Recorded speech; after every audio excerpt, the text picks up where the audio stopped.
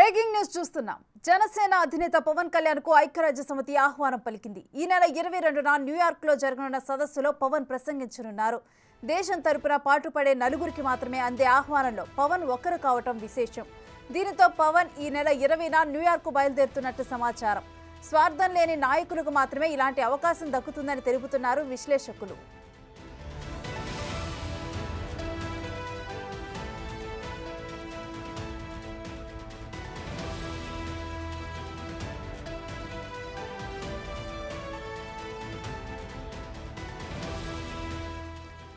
జనసేన అధినేత పవన్ కళ్యాణ్ కు ఐక్యరాజ్య సమితి ఆహ్వానం పలికింది. ఈ నెల 22న న్యూయార్క్ లో జరగనున్న సదస్సులో పవన్ ప్రసంగించనున్నారు. అయితే దేశం తరపున పాటుపడే నలుగురికి మాత్రమే అందే ఆహ్వానంలో పవన్ ఒకరు కావడం విశేషం.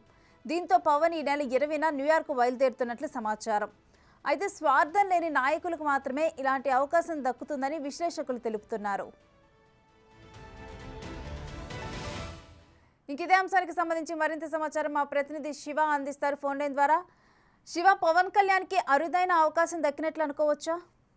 ఖచ్చితంగా పవన్ కళ్యాణ్ కి ఐక్యరాజ్య సమితిలో నుంచి ఆహ్వానం అందింది. జనసేన అధినేత పవన్ కళ్యాణ్ కి ఈ నెల 22వ తేదీన సదస్సులో పవన్ కళ్యాణ్ కి ప్రసంగించే అవకాశం లభించింది. నిజంగా దేశంలో ఇటువంటి అరుదైన అవకాశం చాలా కొంతమందికే వస్తుంది. అందులో కూడా దేశం వ్యాప్తంగా కూడా నలుగురికి మాత్రమే ప్రత్యేకంగా ఆహ్వానం అందినట్లు కూడా తెలుస్తా ఉంది. అటువంటి నలుగురిలో పవన్ కళ్యాణ్ కూడా ఒక వ్యక్తి అని చెప్పుకోవచ్చు. అలాగే స్వార్థం లేని నాయకులు మాత్రమే ఇటువంటి అవకాశం దక్కుతుందని చెప్పి విశ్లేషకులు అయితే భావిస్తున్నారు. ఆ కోటగిరి కిందనే పవన్ కళ్యాణ్ కి ఆహ్వానం అందినట్లు కూడా తెలుస్తా ఉంది. ఆయన 20వ తేదీన ఆయన పవన్ కళ్యాణ్ న్యూయార్క్ బయలుదేరి వెళ్తారన్న సమాచారం. 22వ తేదీన జరగబోయే సదస్సులో ఆయన ముఖ్య అతిథిగా పాల్గొని ప్రసంగించబోతున్నారు. అయితే పవన్ తో పాటు అంటే మొత్తం కూడా నలుగురికి అవకాశం దక్కినట్లు తెలుస్తుంది. ఇంకా ఏ ఇతర ప్రముఖులు ఉన్నారు శివ?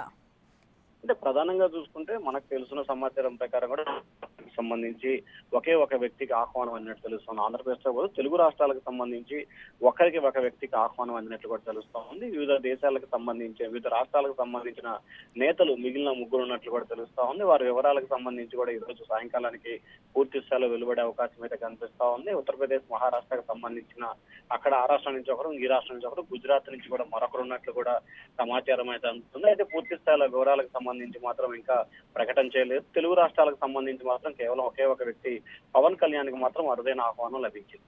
అండ్ పవన్ తను చేసే ప్రసంగాల్లో కూడా అనేక రకమైన పుస్తకాలు, ఆయన నేషనల్ ఇంటర్నేషనల్ లెవెల్ ఆయన చదివిన పుస్తకాలను కూడా ఆయన ప్రస్తావిస్తూ ఉంటారు.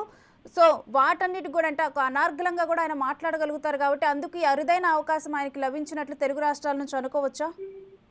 ఖచ్చితంగా ఏదైతే పవన్ కళ్యాణ్ కి సంబంధించి కూడా ఆయన పుస్తకాలు చదవటం విషయంలో కానీ, లేకపోతే సామాజిక దృక్పథం విషయంలో కానీ, లేకపోతే హెల్పింగ్ నేచర్ విషయంలో కానీ, అలాగే ప్రధానంగా చూసుకుంటే నెగిటివ్ యాంగిల్ కాకుండా ప్రతి దాంట్లో కూడా ఆయన పాజిటివ్ యాంగిల్లో, పాజిటివ్ కోణంలో ఉంటున్నారు. సో అటువంటి వ్యక్తులకి ముఖ్యంగా ఎవరికైతే చేయూతనివ్వాలి, అతికి సాయం చేయాలి విషయంలో, లేకపోతే ఎవరిని ఉండాలని ధైర్యం కల్పించే ఇట్లాంటి సామాజిక దృక్పథం కలిగిన వ్యక్తుల్లో కూడా పవన్ కళ్యాణ్ ఒకరు. ఇటువంటి దృక్పథం కలిగిన వ్యక్తుల్లో అరుదైన వ్యక్తులు చాలా తక్కువ మంది ఉంటారు. ఆ తక్కువ మందిలో పవన్ కళ్యాణ్ ఒకరుగా కూడా రాజకీయ విశ్లేషకులు భావిస్తున్నారు. సో ఆయన చేసిన సేవా కార్యక్రమాల విషయానికి సంబంధించి కానీ, లేకపోతే అనేకమైన వేలాది పుస్తకాలు చదివి కొంచెం ఏదైతే ప్రపంచంలో ఉన్న స్థితిగతులు, దేశంలో ఉన్న స్థితిగతులు, రాష్ట్రానికి సంబంధించిన వ్యత్యాస తదితర అంశాలకు సంబంధించి కూడా ఆర్థిక సామాజిక వర్గాల విషయంలో ఆయన చాలా పుస్తకాలు చదివి కొంత ప్రామాణికంగా కూడా ప్రసంగించిన పరిస్థితి గతంలో జరిగింది.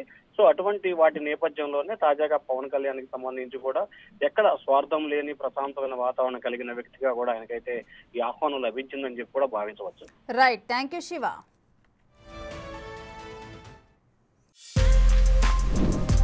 For more videos like this, subscribe Big TV channel.